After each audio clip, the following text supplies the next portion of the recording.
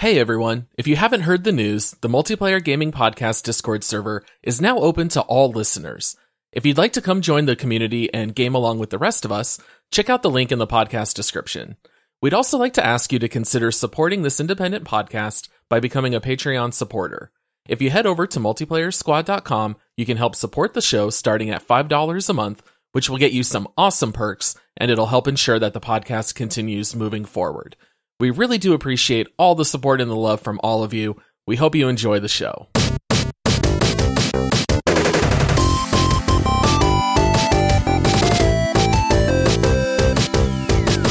Happy Thursday, everyone, and welcome to the Multiplayer Gaming Podcast.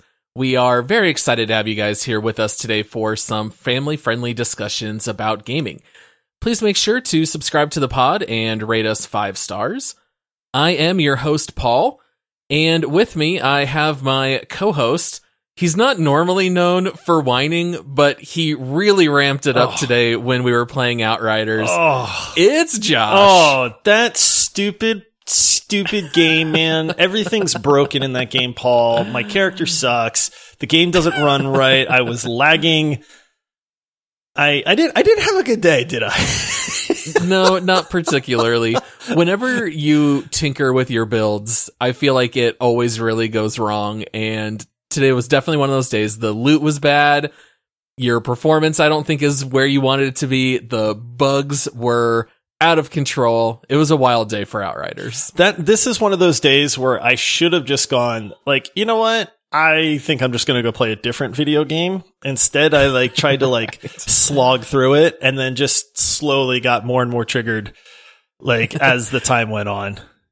Yeah, sometimes you just got to avoid going full tilt. Just, take a break, play something else. I know that you were jumping into Rocket League when I hopped out, and I thought that was probably a nice palate cleanser. Rocket League went great. It really well, there you go. I'm not surprised. It was very cathartic for me to go play Rocket League and then do well. It was just, you know what the thing is, man? I really, really want to love Outriders, right? We did a whole show on it. People can check it out if they want our thoughts on that. But that's mostly what we have been playing over, the last month? Right? I mean, ever since it released on April Fool's Day, which I will never forget because it could not have come out on a better day. I feel like that joke is sadly still ongoing, but it's one of those things where I really love parts of this game, and it's a great game to play with friends. It really is.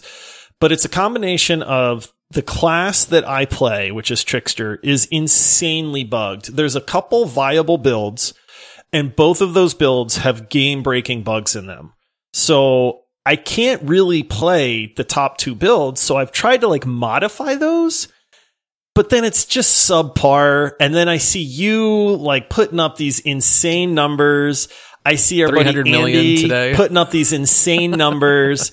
You guys hardly ever die, and then here's me just dying 8 times. An expedition. Yeah, here's the whining. Yeah, exactly. See, dang it, I fell right back into it, didn't I? It's coming back out. Oh, see. So now that we've got our introductions done, I feel like all I had to do was introduce Josh. He was off to the races. Today is Thursday, so this is a This Week in Gaming podcast. We're going to talk to you guys about what we've been playing lately. We'll break down a little bit of gaming news. Weirdly, there wasn't a lot of news per se, but there was a lot going on in the gaming world. There's new games that released, games that are coming out this week. And so I feel like we do have quite a bit to talk about, but we did release an announcement on our latest episode for It Takes Two, where we had some pretty big changes in regards to our Discord. So, Josh, why don't you tell the people in case they missed the last episode? So, just in case you have not listened to Monday's show, we have opened up our exclusive Discord server to the public without having to support us on Patreon. Now, you can and should still go support us on Patreon because this is how we make this magic happen. Yes. But the podcast is growing like crazy.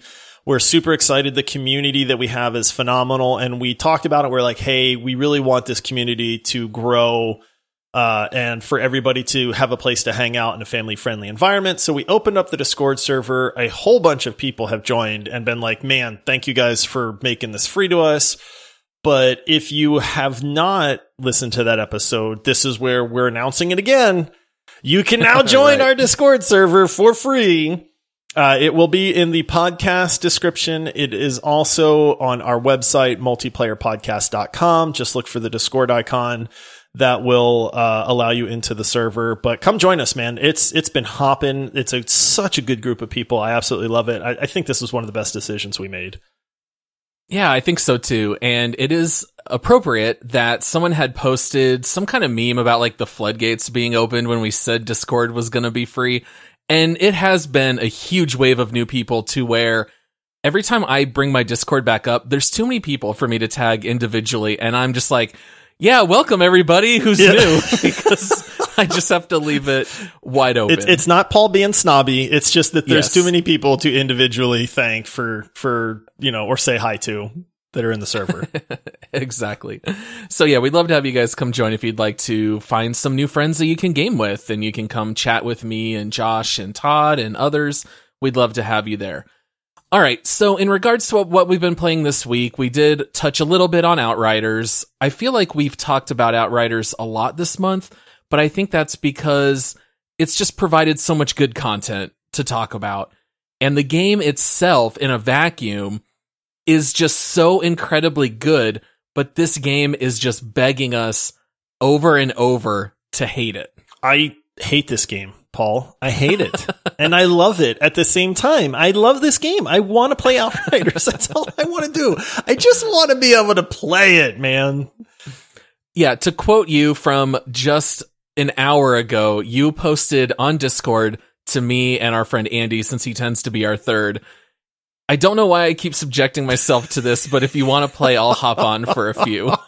And that summarizes exactly how you feel. I can't help it. Like, I see you on, or I see Andy on, and then I'm like, ooh, I want to go play with them. And then I go, oh, crud, man. Like, I'm going to bug out. I'm going to die. These guys are going to have to carry me, and then it sounds like a good idea, but I'm realizing it's not.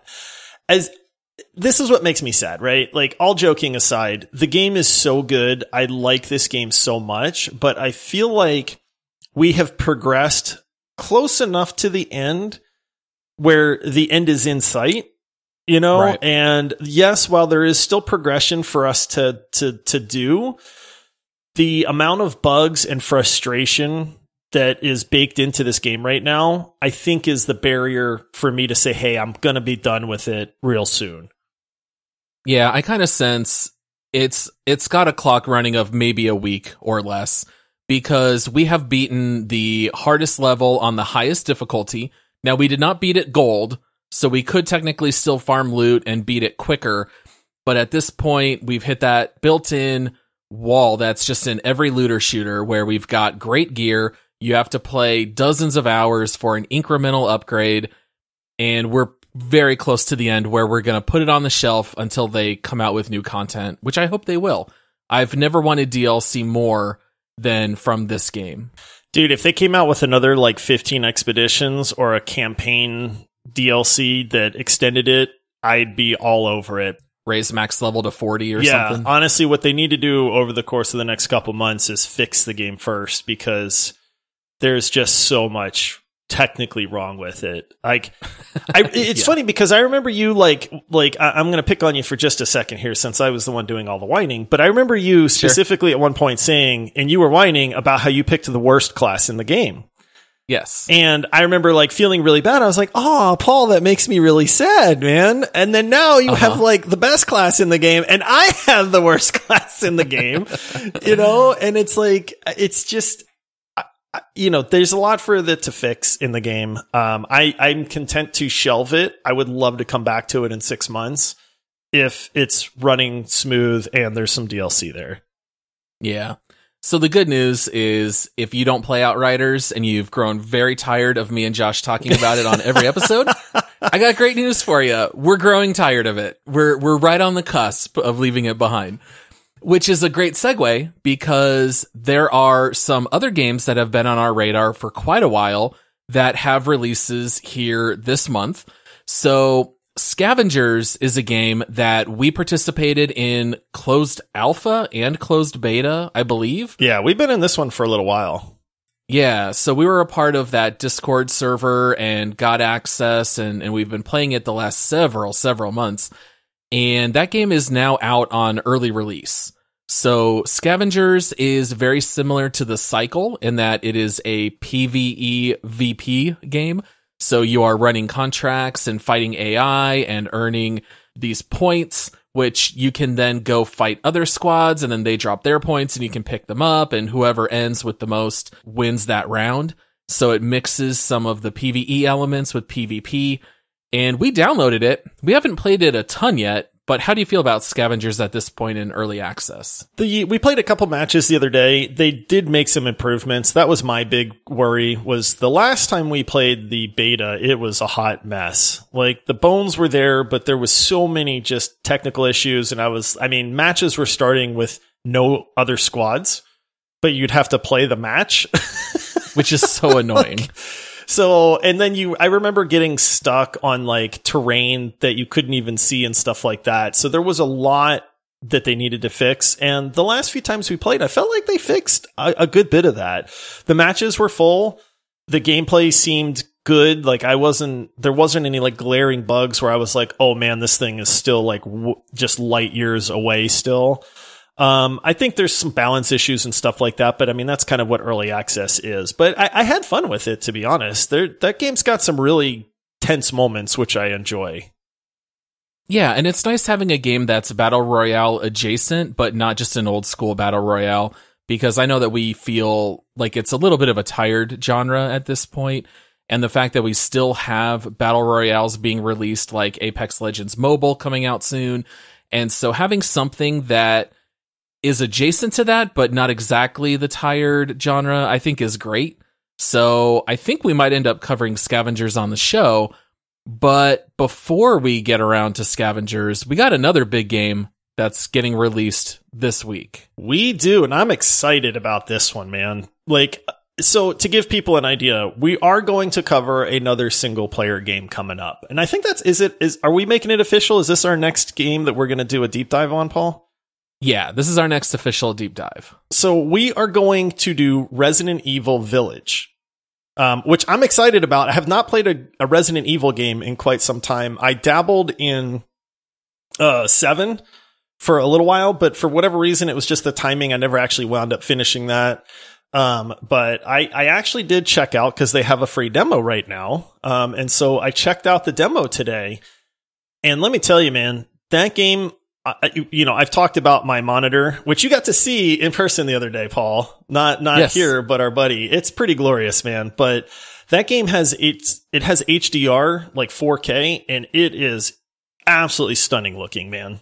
Like, the graphics in it were just unbelievable. They were mind blowing to me. But I did wander around the village, and then I reloaded and I went into the castle.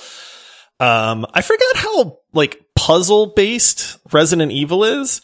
Oh yeah, like finding the loot and turning gear around and opening it and putting keys places. Yeah, and it's like, oh, you can't, you find like a place where you have to put like a tablet or something, you know what I mean? Or it's like, I found this chalice and I didn't know what to do with this. Yeah, exactly. And I didn't know what to do with this stuff. And it had been so long, I was like, oh yeah, I forgot about this stuff. And then made it into the castle. Some super like vampire lady that just tormented me. It was not a terrible way to die.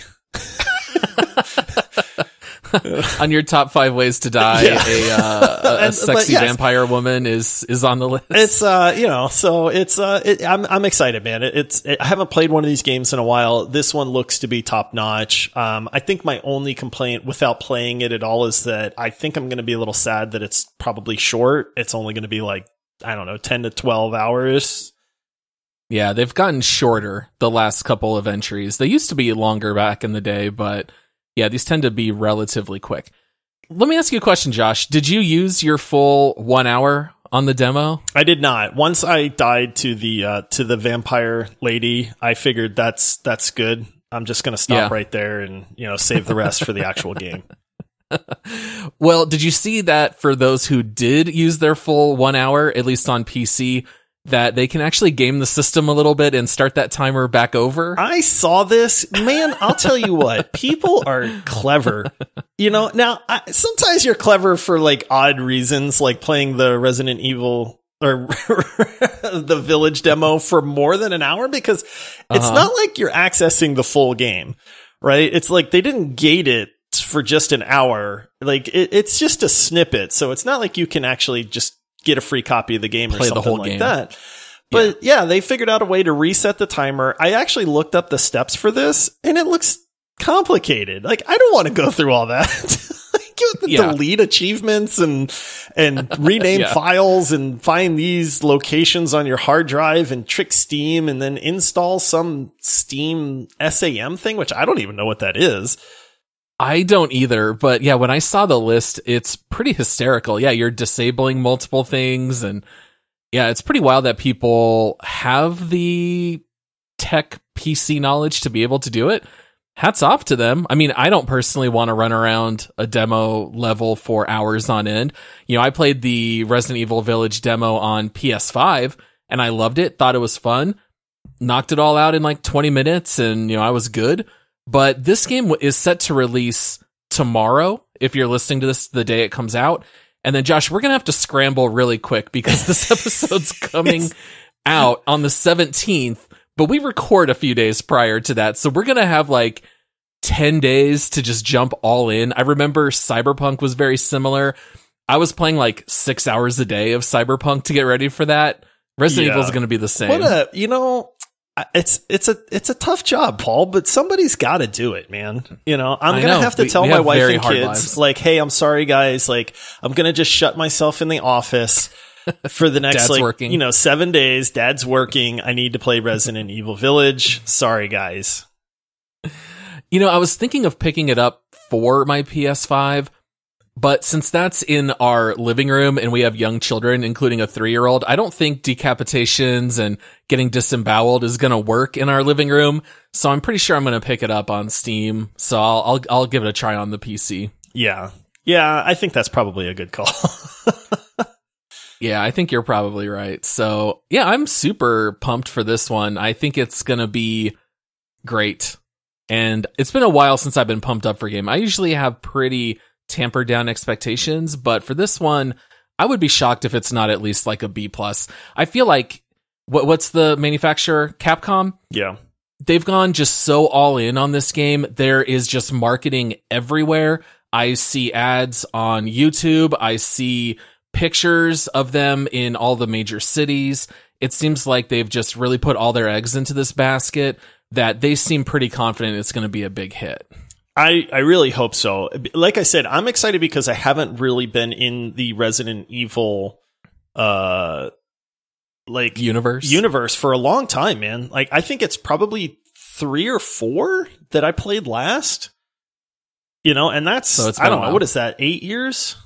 Oh, probably even more than that. Is it more? Yeah, I mean 4. Yeah, maybe even 15 years, something. Yeah, it's been a while. And I've always enjoyed them. They're good games. I mean, I know obviously some aren't as good as others, but this one looks really good. What I played in the demo definitely got me interested to check out the full game. And I'm also excited that we're kind of branching out. I know we've had people reach out to us and say, hey, you guys really should do more single player games and stuff like that. And it's kind of like, they are fun to do. I mean, I like the social aspect of multiplayer, but it's kind of nice to break it up and mix it up a little bit and do these single player games too. We might have to start a single player leaderboard, Paul. I like combining them. I like it being as murky and as vague as possible and having to debate like Resident Evil versus Overwatch. Like, where are these going to rank? We should start just mixing in single player games on our leaderboard and then wait until people call us out and be like, guys, wait a minute. Resident Evil's not a multiplayer game.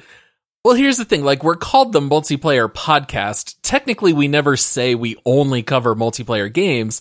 The multiplayer aspect is that you and I are on at the same time talking about gaming. We are the multiplayer, and maybe we'll bring more single player content. Obviously, we had to do it for Cyberpunk. I kind of wanted to do it for Hitman 3 when that just released not too long ago, but at the time there were other multiplayer games that we wanted to play. And so if we run out of multiplayer games and there are big releases, I know you and I are both on board. We'll cover those ones. Like Dragon Age 4, absolutely we'll cover when it comes out. Oh, absolutely. Yeah. So last thing about Resident Evil Village, while we're still on the topic, I know you saw this because you and I talked about it a little bit Are you talking already. about the puppet thing?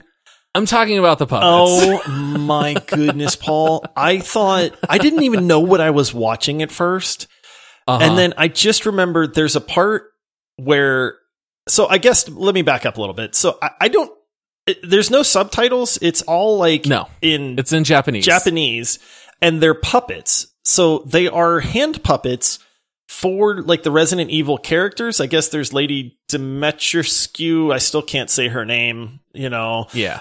There's the guy that looks like Igor. I don't know. I don't know who the characters are yet, but anyway, but they're bobbing around and they're doing this little puppet show thing. And then this guy with a chainsaw accidentally hits another puppet and red pipe cleaners and streamers start spurting out of this puppet. And I lost it, man. I just remember thinking like, is that blood? Like, yes, it is. Oh my goodness. This is hilarious. And I don't even know what I'm watching. I don't either. I don't know why they paid for this. I don't know where this is supposed to air. I think it's just on YouTube. I think they just thought it was funny. So it's like kid appropriate, but it's clearly supposed to be like buckets of blood, but it's all just red tissue and the pipe cleaners. It's very much like, I assume you've seen the movie Forgetting Sarah Marshall. I have not. The main character in that produces a puppet show based on Van Helsing, and all the puppets are like stabbing each other and flying and fighting. And this is basically like the real life version of that, except they did it for real. So they're kind of like cute puppets, but they're still doing Resident Evil things. It's very strange. It's really strange, man. But it's also really funny at the time. But yeah, they're hyping it in multiple different ways. I'm excited, so it's working, but yeah, we're gonna have a work cut out for us to cover that one. But that comes out, day after this recording, man. Yeah, comes out tomorrow. All right. And then also one of the big news stories this week has been this huge resurgence in Titanfall 2. Here. And this is all thanks to Apex Legends. Here. Let me tell you guys something. Titanfall 2 is a phenomenal game that nobody played. It's one of those, like, Apex Legends was born out of Titanfall and Titanfall 2. And I don't know why, because the original Titanfall was also a great multiplayer shooter, but it just never caught on with the PC crowd. It did better on consoles, but it didn't really catch on with the PC players. And it was a top-notch shooter. And then I remember when Titanfall 2 was being developed and released, I remember being very hopeful that, hey man, maybe the multiplayer this time will catch on. And it didn't. And I don't know why. It's like, it's one of those like catch-22s where if you want to play this game, but nobody's playing this game, then you're not going to play this game. Exactly. And it's like, number one, Titanfall 2's campaign is top-notch, grade A, will make you cry. There are parts of that campaign, believe it or not, that are super emotional. It's one of the best written campaigns for a shooter that I can remember. And then you know how everybody loves the movement mechanics for Apex Legends? Yeah, because it's super fun to travel. Yeah. And Titanfall's even better. Where do you think they came from?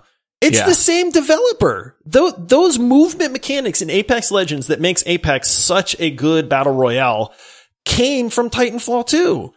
And Titanfall 2 actually has even better movement mechanics because you can wall run and stuff like that on there as well.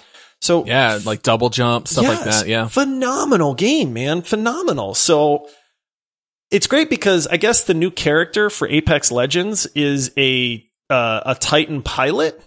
So if you're not familiar with Titanfall, you call down these giant mechs and then you're the pilot for that mech. So when it's coming down, they call it a Titanfall. There you go. Right now, you know why the name's there. But I guess the new character is a Titan pilot. And so that linked it to Titanfall 2. And since Apex Legends is so big, everybody went, oh, cool. Well, let us check this out. And lo and behold, this game's good. And then lo and behold, everybody realized, wow, this Titanfall 2 game is really amazing. And they had a free weekend. And I think they said on Steam that Titanfall 2's player base was up something like 950% over like that weekend or whatever. Now, I don't know if the free weekend's still going on. I'm sure it's not. But yeah, it makes me very glad to see a good game get the recognition it deserves. I can tell you exactly why Titanfall 2 flopped. Do you know what games released around it? I don't. It had a blockbuster game 1 week before and 1 week after. Oh, no. It literally fell 1 week in between Battlefield 1 and Call of Duty Infinite Warfare. Oh, no. Delay your game. What are you guys doing? And you know what's crazy is Titanfall 2 is better than both of those games. It's probably better than both. Yeah. But it wasn't first. So Battlefield 1 coming out first sold 15 million copies. Titanfall 2, 4 million. Oh. So that's just a matter of maybe a little bit of bad luck, bad timing. Yeah. At that point, you gotta wait. You just delay. They should have waited like 3 months. Wait for all the new to wear holiday off of stuff. Those. Battlefield 1, I was not a fan of. And I love the Battlefield series, but yeah, so it's there you go, right? Titanfall 2 is kind of seeing this huge resurgence. If you get a chance to pick it up, the single player campaign alone is well worth it. The multiplayer, I don't know if it's ever going to actually be alive again. I'd love to see it actually catch on and get a solid player base, because I'm honestly, that's a game that I wouldn't mind us getting into, because the shooting mechanics are top notch. The movement mechanics are top notch. And then when you get your Titan and you can actually call that thing down, and now you're actually walking around the battlefield with this gigantic mech, like fighting other mechs and pilots and stuff. Oh, it's so good. This is really funny because I wondered why out of nowhere I got messaged on Discord by my brother-in-law, Jason, and he was like, hey, do you want to hop into Titanfall 2? It's a free weekend. I'm playing with Shane. Todd's going to play. Like, all these people were hopping into Titanfall. And I was like, really? Like, we played it back in the day and we liked it, but no one else was playing and we stopped playing. And here I start seeing all these news articles, and it really has blown up. It might be like at its all-time peak over that free weekend all these years later. I think it might have actually set a record. It might have. Crazy. Nothing like peaking 5 years later, right? Oh, how funny. All right, well, that's all that we have here for this week in gaming. We were very excited to have you guys here with us today. Make sure to come join our Discord channel by checking out the podcast description. And also, if you want to come support the show, you can get a link straight to our Patreon page at multiplayersquad.com. And you can support our show starting at $5 a month, which goes toward us being able to keep the show running. And also, you can find us on all social media at Multiplayer Pod. As a reminder, please make sure to subscribe, rate our podcast 5 stars, leave a review. All those things help the show become more visible to others. We really appreciate your guys' support and sticking with us here on the show. And we hope to see you on Discord. If not, we will see you guys for our next bonus round episode on Monday.